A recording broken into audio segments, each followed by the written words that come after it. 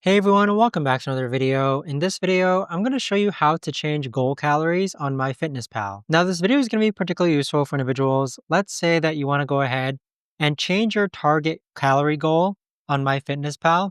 How do you actually go ahead about doing so? Now, this video is going to be short, sweet, and simple, guys. There's not going to be a lot of steps involved. Now, in order to do this, what you're first going to do is log on to MyFitnessPal.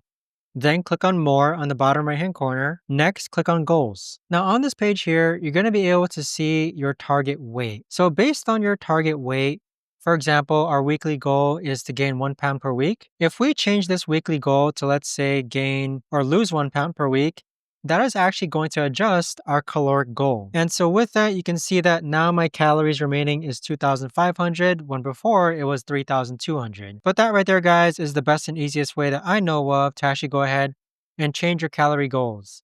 If you guys know of a better or easier way to actually do this, let me know in the comments down below. I would love to know. Thanks so much for watching, everyone, and I'll see you guys all in the next video.